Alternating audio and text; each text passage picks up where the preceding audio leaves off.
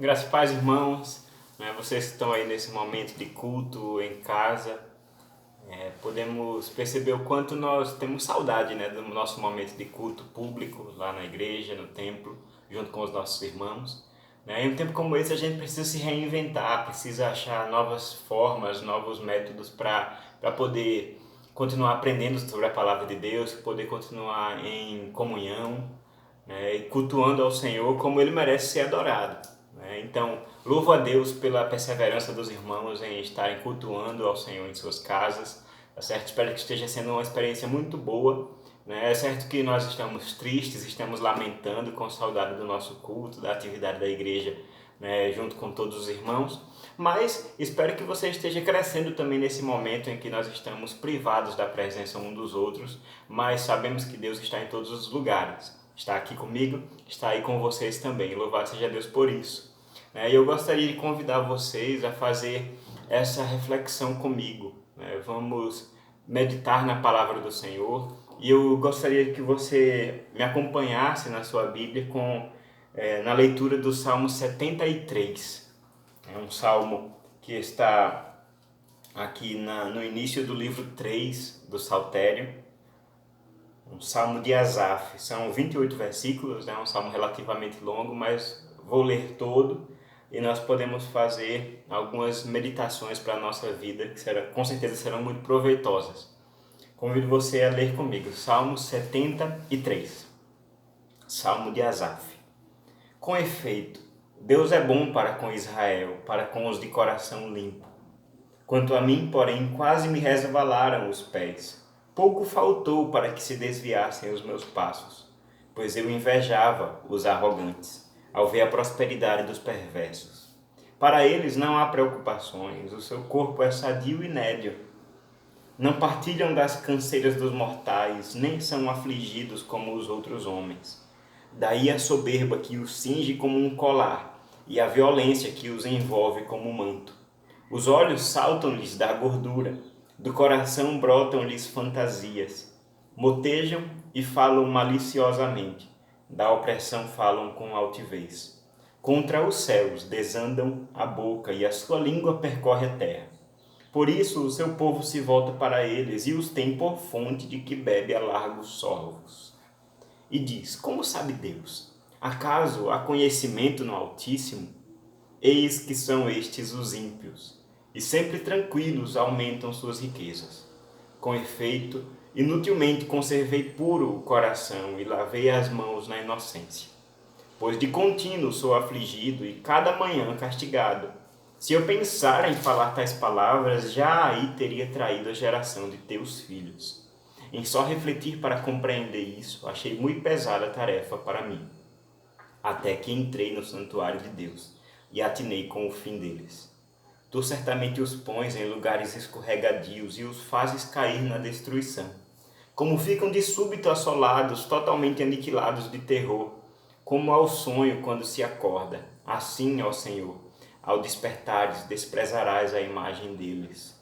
Quando o coração se me amargou e as entranhas se me comoveram, eu estava embrutecido e ignorante. Era como irracional a tua presença.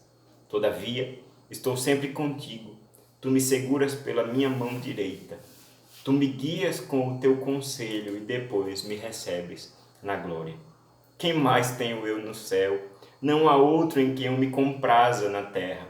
Ainda que a minha carne e o meu coração desfaleçam, Deus é a fortaleza do meu coração e a minha herança para sempre. Os que se afastam de ti, eis que perecem. Tu destróis todos os que são infiéis para contigo. Quanto a mim, bom é estar junto a Deus. No Senhor Deus ponho o meu refúgio para proclamar todos os seus feitos. Até aí o Salmo 73. Vamos fazer uma pequena oração.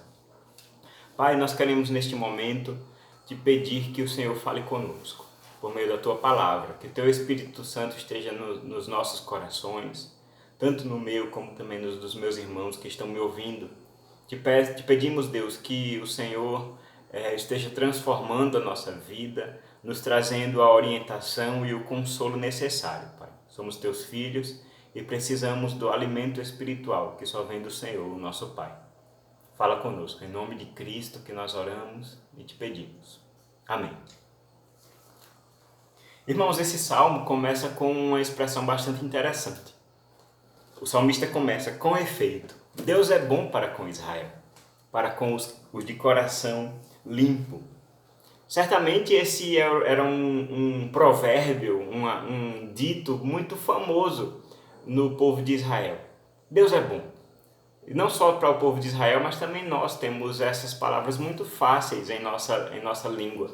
Né? Não somente nós que somos membros de igreja, crentes, que confessam o Senhor, mas também podemos perguntar para qualquer outra pessoa na rua e provavelmente ela vai ter algum tipo de noção da bondade de Deus. Afinal, Deus é bom. Né? Deus é bom o tempo todo. É muito fácil nós pensarmos na bondade de Deus. Agora, devemos entender uma coisa. Devemos entender que muitas vezes a bondade do Senhor, ela não se manifesta em nossas vidas da maneira como nós esperamos. Muitas vezes a bondade do Senhor, ela se manifesta de maneira totalmente contrária à nossa expectativa. Aqui nós temos o exemplo de um salmista, né, esse homem chamado Asaf, que ele faz uma reflexão quando ele compara aquilo que ele prega, aquilo que lhe foi ensinado provavelmente durante a sua infância, em suas visitas ao templo, em suas visitas às sinagogas, aquilo que lhe foi explicado com base na Escritura. Mas quando ele compara tudo isso que ele sabe, que ele entende, com aquilo que ele está vendo, com a sua experiência, ele entra num tipo de crise, um tipo de confusão mental em que ele para e diz: de fato, eu sei que Deus é bom para com Israel. Foi isso que me foi ensinado. Foi isso que os meus pais me contaram. É isso que eu leio na Escritura do Antigo Testamento. Mas quando eu sondo o meu coração e quando eu olho para as coisas que estão à minha volta, aparentemente Deus não tem sido tão bom comigo.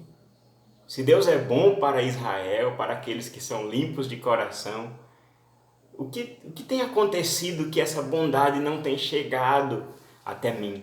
O que é que tem acontecido que eu, na verdade, só tenho sofrido? O que é que tem acontecido quando, na verdade, eu olho para a minha vida e eu só tenho prejuízo, eu só tenho sofrimento? E ainda mais, eu olho para as pessoas que estão ao meu redor, aquelas que não conhecem o Senhor, aquelas que não separam a sua vida em santidade, aquelas que não fazem questão nem de ter algum tipo de relacionamento religioso com Deus ou qualquer outra coisa do tipo. Mas eu olho para elas e vejo que, ao contrário de mim, elas estão prosperando. Elas estão sendo felizes, estão tendo conforto nas suas vidas. E aqui nós vemos que essa é a crise do salmista. Como diz um ditado popular, a grama do vizinho é sempre mais verde. Temos essa tendência de olhar para a experiência dos outros e para a nossa experiência com injustiça. Perceber sempre a virtude do outro, o bem-estar do outro, sempre de maneira maximizada, aumentada, mas olhar para o nosso sofrimento também, sempre de maneira aumentada. Nós somos um pouco injustos com essa relação.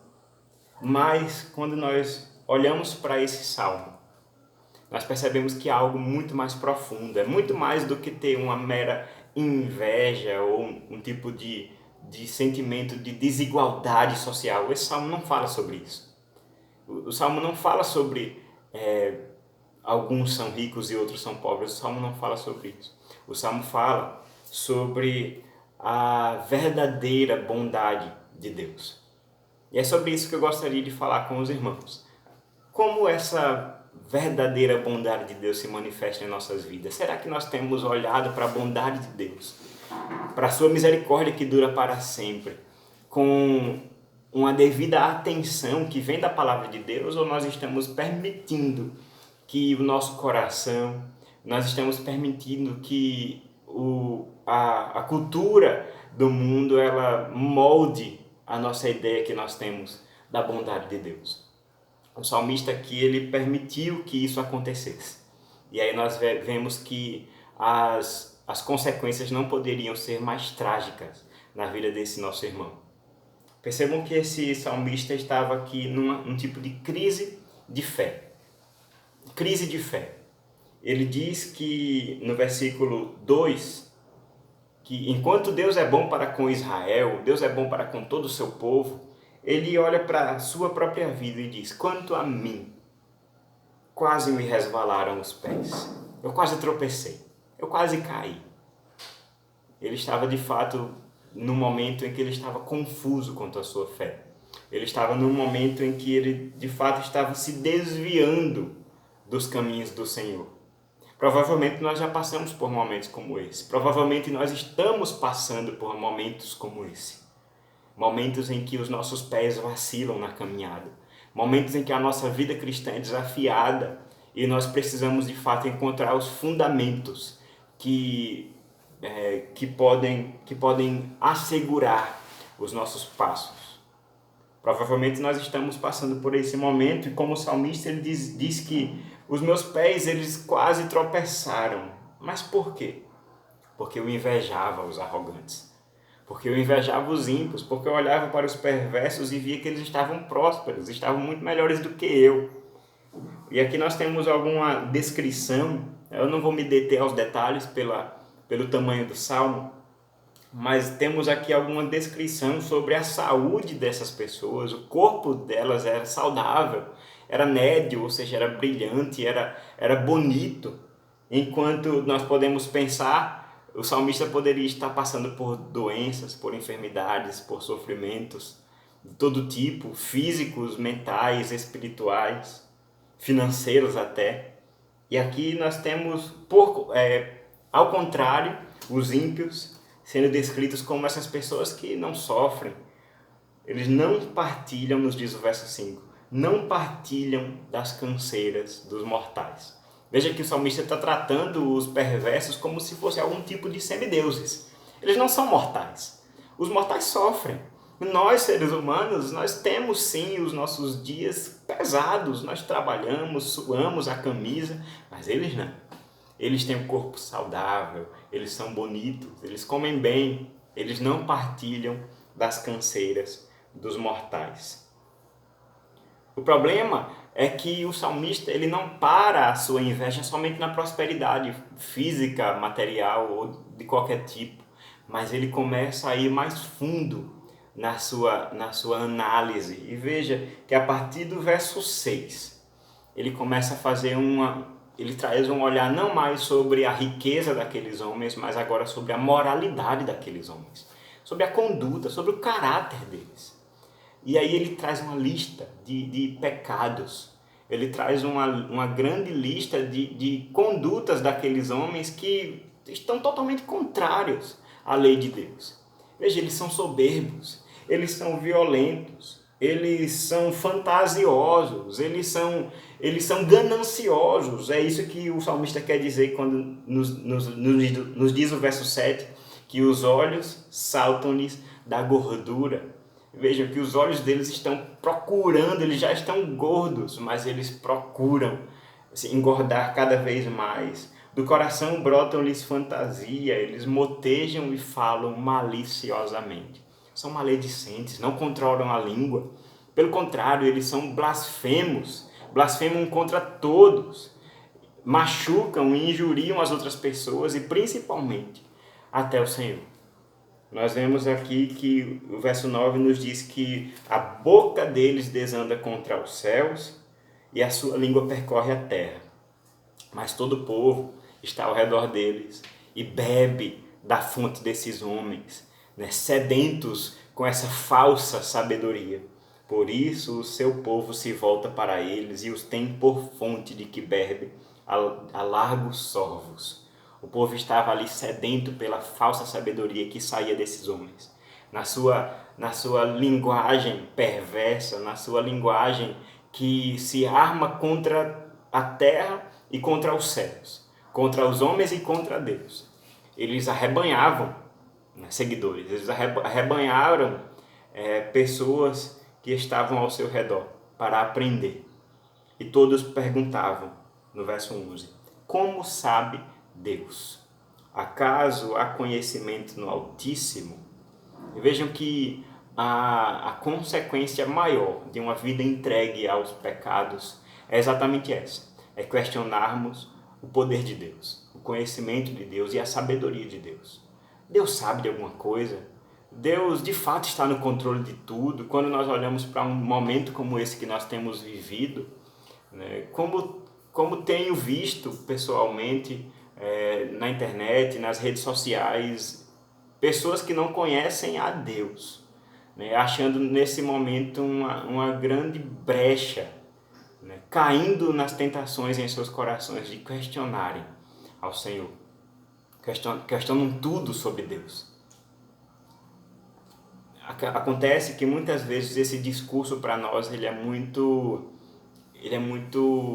chamativo, porque de fato, enquanto nós estamos sofrendo, enquanto nós olhamos para o nosso coração e olhamos para a nossa família e continuamos sofrendo, e quando olhamos para a vida desses homens, muitos provavelmente muito mais ricos que nós, muito provavelmente com a vida muito mais estruturada que nós, com a carreira estabelecida, é que surge no nosso coração a tentação. Será que vale a pena? Será que verdadeiramente vale a pena ser crente? Vale a pena pagar o preço da fé? Vale a pena abrir mão de muitas coisas em nossas vidas e de repente você pode lembrar das coisas que de fato você abriu mão para seguir a Cristo? Vale a pena abrir mão disso tudo para ter uma vida diante de Deus? Porque a nossa experiência muitas vezes vai negar isso.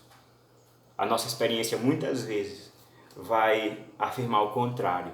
Vai dizer, olha, essa vida de crente, essa vida cristã, na verdade, só está trazendo sofrimento para mim.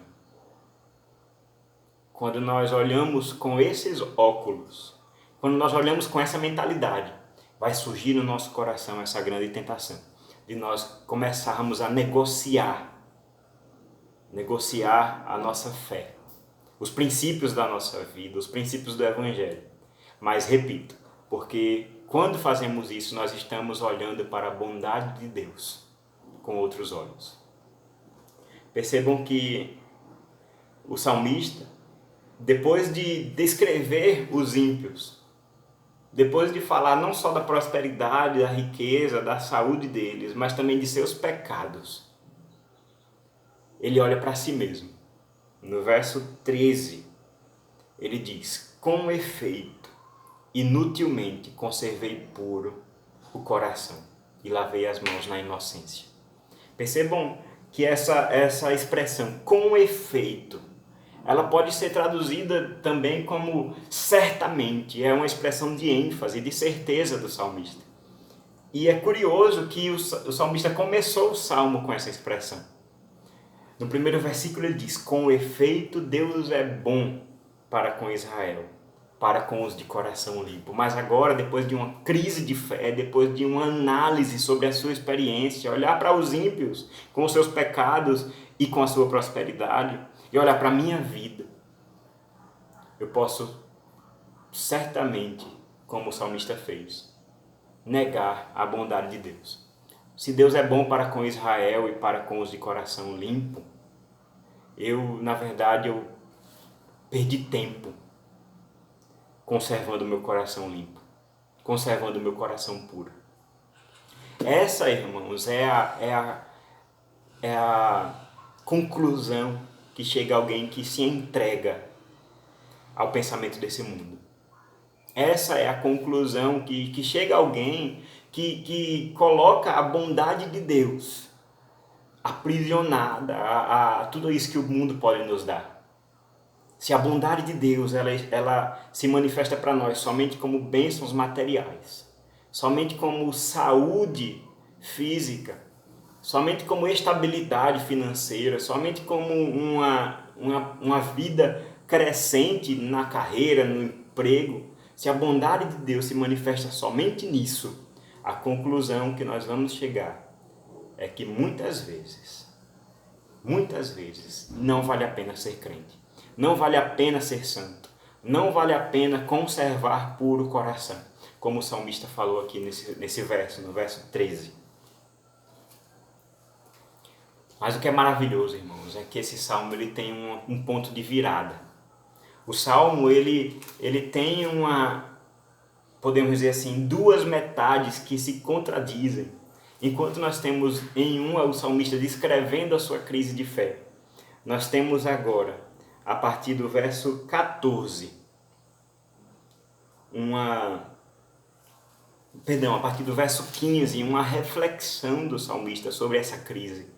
Ele disse: se eu pensara em falar tais palavras, já aí teria traído a geração de teus filhos.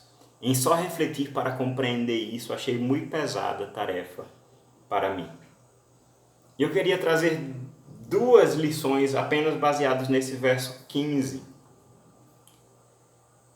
A primeira é que a reflexão do salmista é muito interessante aqui. Ele, depois de pensar tudo isso, depois de pensar, de carregar no seu coração toda essa crise de fé muito profunda, perceba que o salmista, ele de fato, ele não está escondendo nada diante do salmo. E aí ele diz: olha, mas se eu pensar em falar essas palavras, eu teria traído a geração dos filhos de Deus. Eu teria traído os meus irmãos. Eu teria traído o povo de Deus. Eu teria traído a nação de Israel.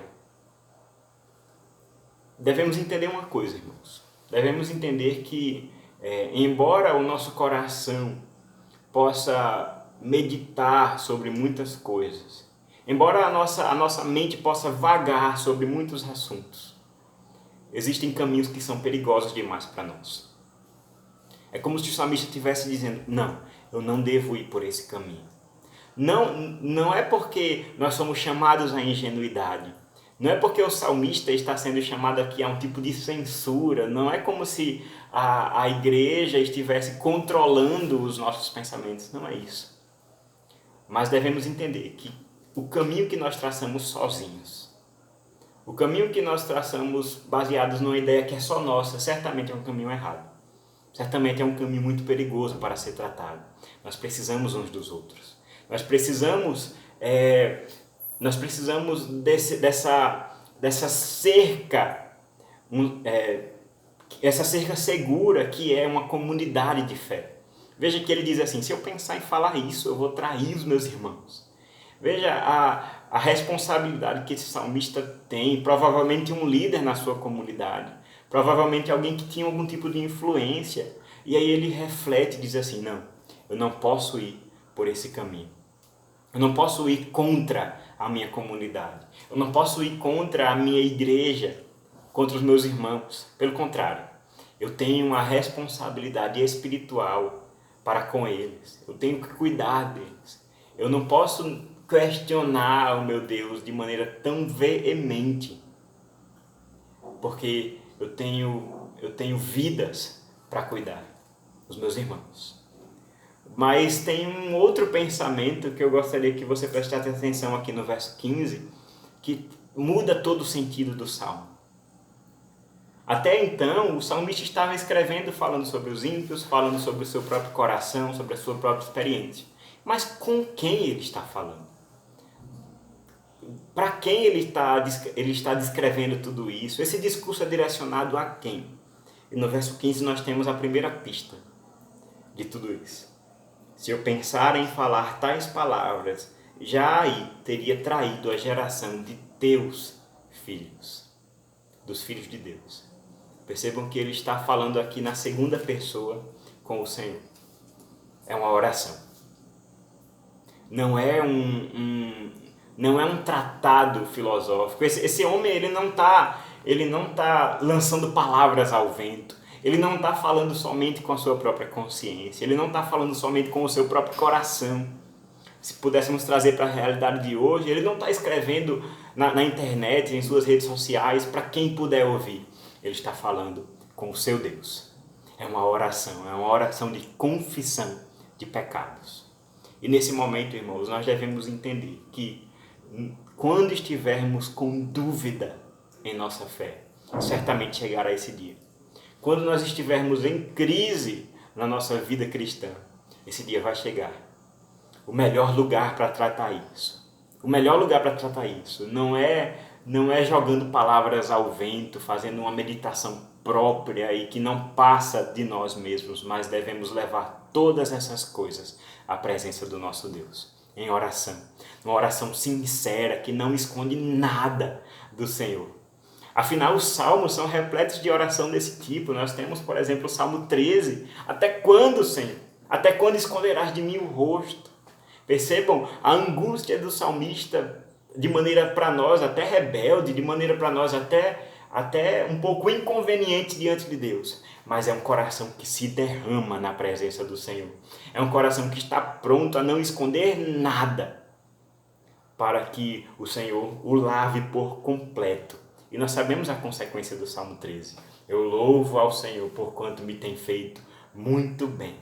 Essa é a conclusão que o salmista chega depois de uma oração dura, profunda, sincera, sem máscara, sem maquiagem, diante do Senhor.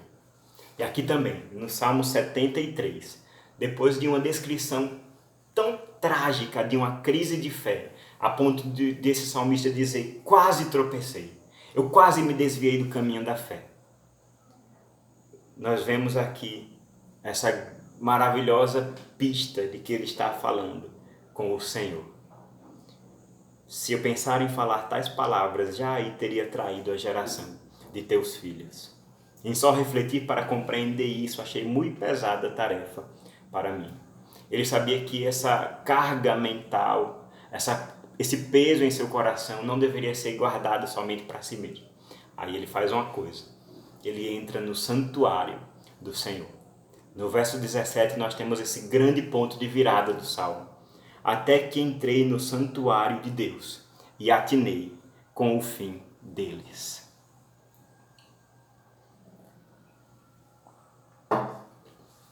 O verso 17 marca essa transição do nosso Salmo.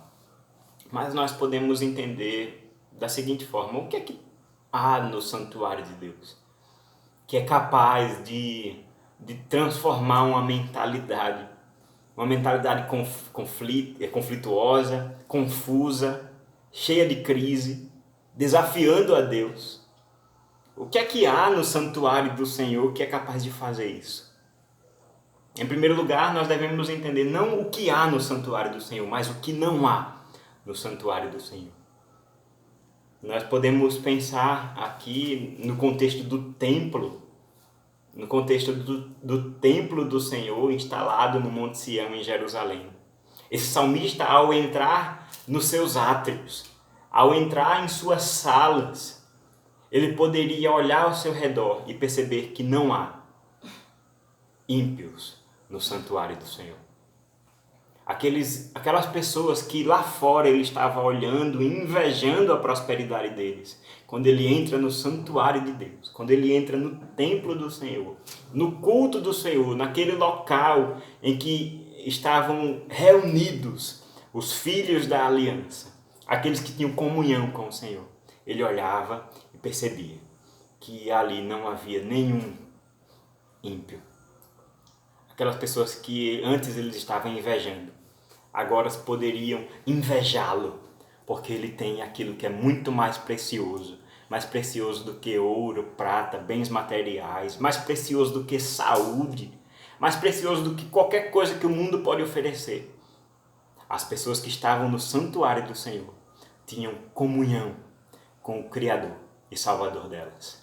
Os ímpios não poderiam ter isso. É exatamente isso que ele fala: eu entrei no santuário do Senhor e atinei. Eu entendi, eu compreendi o fim dos ímpios. Tu certamente os pões em lugares escorregadios e os fazes cair na destruição.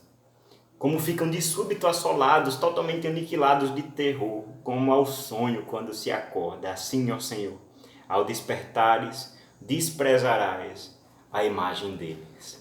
Aqui nós trazemos essa figura de uma pessoa que está construindo num fundamento escorregadio, um piso escorregadio. De repente, essa pessoa está de pé, com todos os seus feitos, com todas as suas realizações, com todos os seus bens materiais, mas amanhã ela pode estar caída.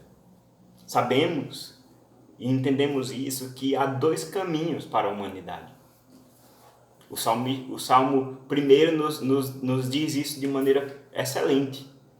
Bem-aventurado aquele que não anda pelo caminho dos ímpios, antes o seu prazer está na lei do Senhor. Nessa lei ele medita de dia e de noite. Ele é como árvore plantada junto ao ribeiro das águas. Ele se alimenta, ele dá o fruto no devido tempo. Esse é o justo. Mas o ímpio é como uma palha que o vento dispersa. Percebam esses dois caminhos que são marcados pela palavra do Senhor. O caminho dos justos, aqueles que caminham com Cristo, e o caminho dos ímpios, aqueles que negam a salvação do Senhor. Devemos entender uma coisa: por mais próspero que seja o caminho dos ímpios, nós sabemos o fim deles. Nós temos a revelação que nos mostra o futuro. Nós temos a revelação que nos mostra onde nós colocamos a nossa esperança. Os ímpios não têm esperança nenhuma. Eles estão colocados em lugares escorregadios. Quando o Senhor despertar do seu sono, essa linguagem maravilhosa que o salmista usa, não é que Deus está dormindo, mas haverá o dia em que o Senhor se levantará sobre a terra para dar um basta no pecado, na maldade e nos ímpios. Quando o Senhor se levantar, o Senhor vai desprezar a imagem deles. E aqui, irmãos, nós temos o salmista mais uma vez voltando a sua visão para si mesmo. Voltando a sua visão para o seu coração.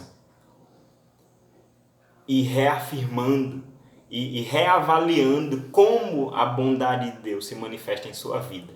Lembrando que esse é o tema do Salmo. Como a bondade de Deus se manifesta na vida do justo. Não é com bênçãos materiais, não é com bens, com riquezas, com carro, com emprego. Isso nós podemos ter, e louvado seja Deus por isso, mas o grande tesouro que nós temos, o grande tesouro que nós temos e que marca a bondade de Deus na nossa vida, nós que temos o Senhor Jesus, é ter uma comunhão com Ele. A bondade de Deus não se manifesta naquilo que Deus pode nos dar de material, mas a bondade de Deus se manifesta em Ele mesmo se dar por nós.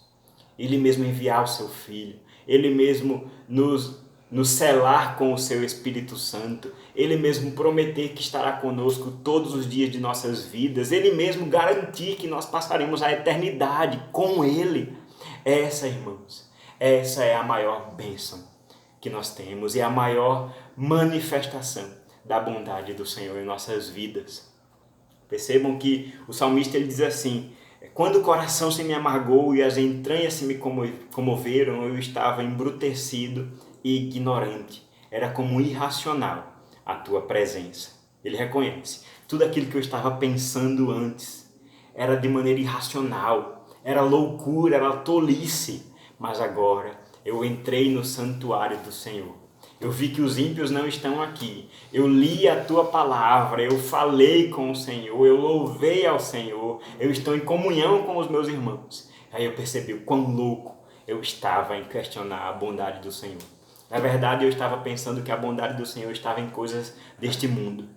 Mas a bondade do Senhor está na comunhão que nós temos com Deus. E aí ele traz toda esse louvor a partir do verso 23. Todavia eu estou sempre contigo e tu me seguras pela minha mão direita.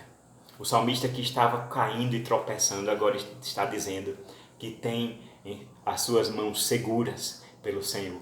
Podemos imaginar aqui uma criança que está andando por um caminho difícil e o seu pai está o carregando. O seu pai está o segurando e essa criança não vai cair. Não é porque ela é boa, não é porque ela é forte, mas é porque o seu pai está com ela. Tu me guias com o teu conselho e depois me recebes na glória. Essa, irmãos, é a descrição da vida de todo crente. O Senhor nos guia com o conselho dele. Nós temos na palavra de Deus todo o conselho do Senhor. Ela está conosco. Nós temos essa palavra, essa revelação acessível para nós. É o Senhor nos guiando com o seu conselho. E nós vamos vivendo nesse mundo. Nós vamos vivendo os nossos dias até aquele dia que o Senhor vai nos receber na glória. Aqui nós temos a nossa vida descrita, manifestação da bondade do nosso Deus. Para concluir, nós temos aqui: quem mais tenho eu no céu? Não há outro em quem eu me compraza na terra. Ainda que a minha carne e o meu coração desfaleçam, Deus é a fortaleza do meu coração e a minha herança para sempre.